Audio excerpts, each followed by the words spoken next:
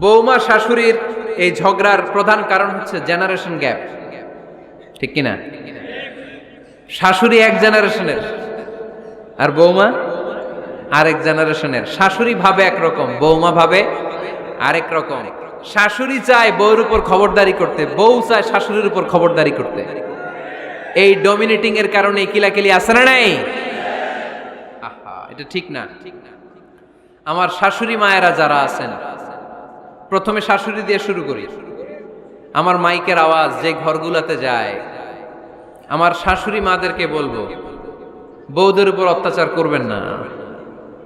ছেলেরে প্রশ্ন করে, তোর কাছে তোর বউ বড় না আমি বড়?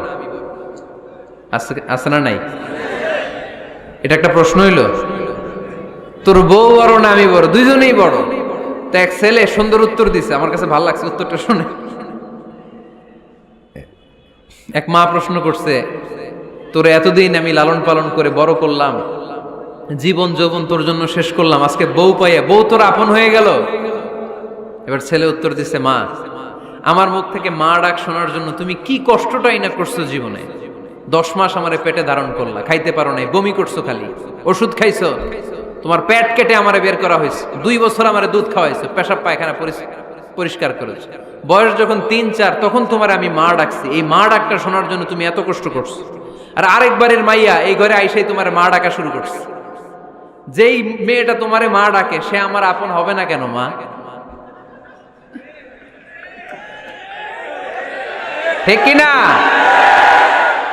এই মা ডাক শোনার জন্য তুমি এত কষ্ট করলা, আমার লালন পালন করলা, 10 মাস পেটে ধরলা, পেশাব পায়খানা পরিষ্কার করলা, এরপরে মা ডাক শুনতে পারছো। আর আরেকবারের মেয়ে জানা নাই চিনা নাই এসেই তোমার ডাকা শুরু করছে মা। তো যে আমার মারে মা ডাকে তার স্থান তো আমার কলিজায়, ঠিক কিনা? শাশুড়ি আম্মারা যারা আছেন, প্লিজ বৌমাদেরকে কষ্ট দিয়েন না।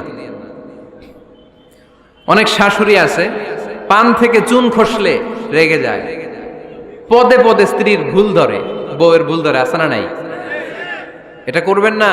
সে তো নতুন, আপনার অনেক এক্সপিরিয়েন্স হতে তার সময় লাগবে, তাকে সময় দিন, তাকে ভালোবাসুন, ঠিক কিনা? না বুঝে সামান্যতে বৌমারে বদদোয়া দেয়, এরকম আছে না নাই?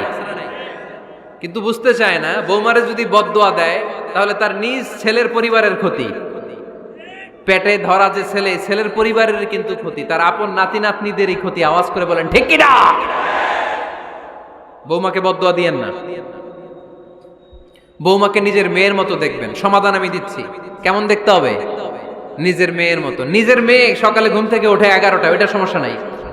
বৌমা কেন উঠলো না, ওইখানেই ঝামেলা, আছে না নাই? মেহেরবানি করে আপনার বৌমাকে আপনার নিজের মেয়ের মতো দেখেন। নিজের মেয়েরে যেমনি আদর করেন তাকেও অমনি আদর করেন।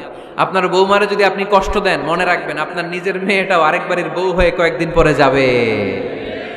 আপনি যা যা করবেন আপনার মেয়েকেও তারা ওই রকম কষ্ট দিয়ে বাড়িতে ফিরিয়ে দিবে। চিল্লায় বলেন ঠিক কিনা? খবরদার, টিট ফর ট্যাট। ইট্টি মারলে পাটকেলটি খেতে হয়। এজন্য শাশুড়ি আম্মা জানারা যারা আছেন, বৌমার সাথে খারাপ আচরণ করবেন না মেহেরবানি করে। তাকে আপনি কষ্ট দিলে আপনার নিজের মেয়েটাও আরেক বাড়ির বৌমা হবে, সেও ওই বাড়িতে এই কষ্টগুলো ভোগ করবে। এগুলো যখন আপনি শুনবেন তখন আপনার চোখ দিয়ে পানি পড়বে কি পড়বে না? পড়বে। এবার আসেন বৌমার কথা বলি। বৌমা যারা আছেন মেহেরবানি করে, বৌমা যারা আছেন মেহেরবানি করে আপনার শাশুড়ি আম্মাকে নিজের মায়ের জায়গায় রাখবেন। আপনার বাড়ি ছেড়ে নতুন বাড়িতে আসছেন, তো এটাই তো আপনার বাড়ি। আপনার মা রেখে দিয়ে নতুন মা পাইছেন, এটাই তো আপনার মা। তো ওনাকে মায়ের জায়গায় বসাতে আপনার সমস্যাটা কোথায়? বৌমারা খেয়াল রাখবেন, আপনি আপনার শাশুড়ির সাথে যে আচরণটা করতেছেন, আপনার শেষ বয়সে আপনার ছেলের বিয়ে দেওয়ার পরে যে বৌমাটা আসবে ওই আচরণই আপনাকে ফিরিয়ে দিবে। The nature has its own return. প্রকৃতির একটা মাইর আছে, এটা শেষ মাইর, এটা শেষ খেলা। প্রকৃতির খেলা বড় খেলা। আপনি আপনার শাশুড়ির সাথে যে আচরণ করবেন, আপনার শেষ বয়সে আপনি একদিন শাশুড়ি হবেন, এটা মাথায় রাখবেন। ওই আচরণই আপনি ফিরে পাবেন। আওয়াজ করে বলতে হবে ঠিক কিনা? এজন্য 9 নাম্বার পয়েন্টস হচ্ছে মিউচুয়াল রেসপেক্ট। সবাই যেন সবাইকে ভালোবাসি। দোষ ছাড়া মানুষ নাই। সবার দোষ আছে, আমরা যেন একে অন্যের দোষ না খুঁজি। বৌমারা, আপনাদের কেন যদি আমার মাইকের আওয়াজ যায়, অল্প কিছু টেকনিক অবলম্বন করলে আপনি আপনার শাশুড়ির মন জয় করতে পারবেন। শাশুড়িরা আসলে বেশি কিছু চায় না, আগের জামানার মানুষ তো, এদেরকে ওইভাবে হাত করতে হবে। মাঝে মাঝে একটু শাশুড়ির মাথায় তেল দিয়ে দেন, চুলে তেল দিয়ে দিবেন আর কি, মাঝে মাঝে চুল আশ্রয় দিবেন, এগুলো কিন্তু খুব পছন্দ করে শাশুড়িরা। ওনার প্রেশারটা একটু মেপে দিবেন, ডায়াবেটিক্সের ওষুধটা খাইলো কিনা সময় মতো খোঁজ নিবেন, কি পছন্দ করে খেতে একটু রান্না করে দিবেন। যেই বক্তার ওয়াজ শুনতে পছন্দ করে ওই বক্তার ওয়াজগুলো ডাউনলোড করে শাশুড়ি আম্মাকে দিবেন, ইসলামী বই দিবেন। দেখবেন বয়স্ক নারীরা মাহফিল যেতে খুব পছন্দ করে, ওয়াজ শুনতে খুব পছন্দ করে, নবীদের কাহিনীগুলো শুনতে পছন্দ করে। বসায় বসায় একটু কাহিনীগুলো শোনাবেন। বাইরে বেরোলে জিজ্ঞেস করেন, আম্মা আপনার কিছু লাগবে কিনা। আর একটা টিপস আছে, চুল যখন আশ্রাবেন আর শাশুড়ির মাথায় যখন তেল দিয়ে দিবেন, তখন অতীতের কথা জিজ্ঞেস করেন, দেখবেন অতীতের স্মৃতিতে হারিয়ে গিয়েছে আপনার শাশুড়ি।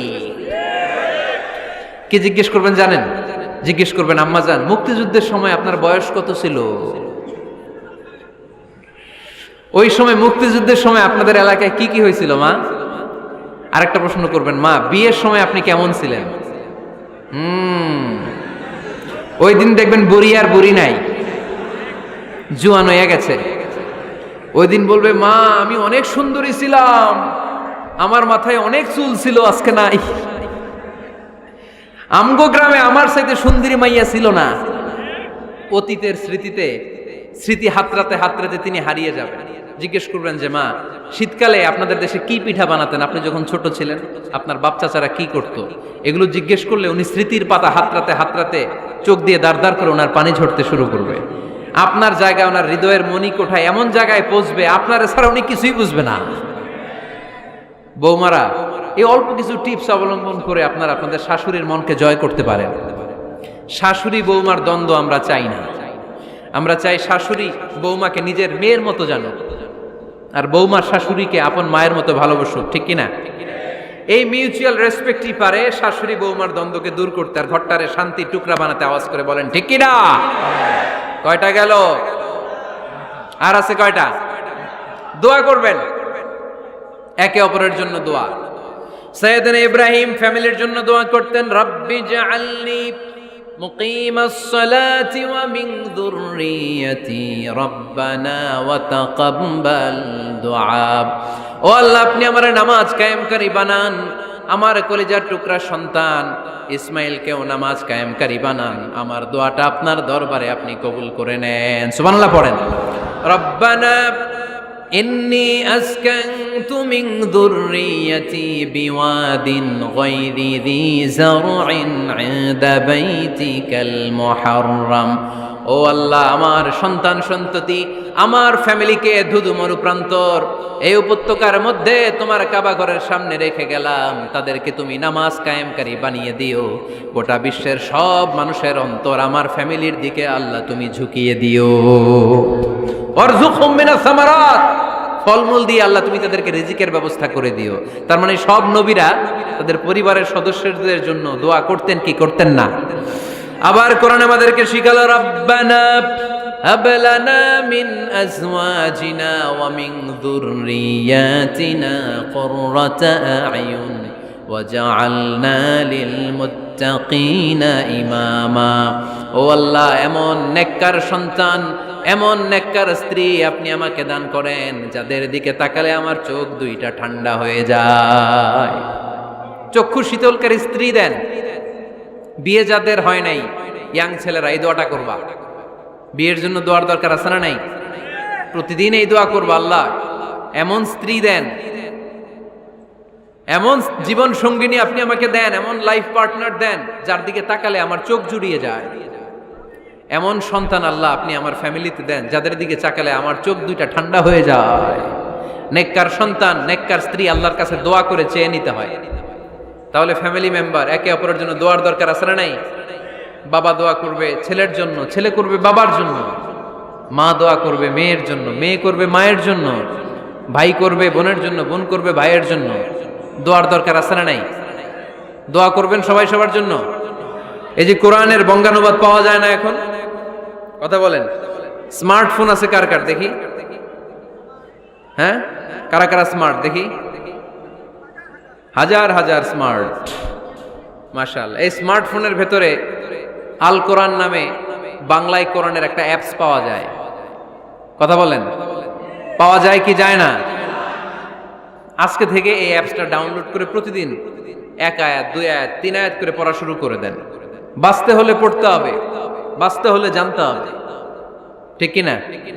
এই স্লোগান আমাদেরকে শিখায়। এই স্লোগান তো আল্লাহ, এই স্লোগান দিয়েই তো আল্লাহ কোরআন শুরু করছে, ইকরা বিসমি রাব্বিকাল্লাযী খালাক। বাঁচতে হলে জানতে হবে, বাঁচতে হলে পড়তে হবে, পড়ার কোনো বিকল্প নাই। আওয়াজ করে বলেন ঠিক কি না? সুজানগরের রায়েরা, মোবাইলের অ্যাপসের ভিতরে আমরা কোরআন রাখতে রাজি আছি তো সবাই? হাদিসের অ্যাপস ডাউনলোড করতে রাজি আছি তো? বাস রাজি আছি, ডাউনলোড করে রাইখা দেবো, আর কেউ পড়বো না নাকি? হ্যাঁ, প্রতিদিন একটা আয়াত হলেও যেন আমরা পড়ি। আল্লাহ যা বলা দরকার সব বলে দিয়ে গেছে, নতুন করে আর কিছু বলবে না। আমরা যেন পড়াশোনা করি, আমরা যেন একটা পাঠাগার বানাই। আবারও কখনো আসার সুযোগ হইলে আমি জিজ্ঞেস করবো, যদি আমার মনে থাকে যে আপনাদের পাঠাগার আছে কার কার ঘরে, সেদিন সবার হাত তুলতে হবে। এমনি পারা যাবে তো? আল্লাহ তুমি তৌফিক দাও।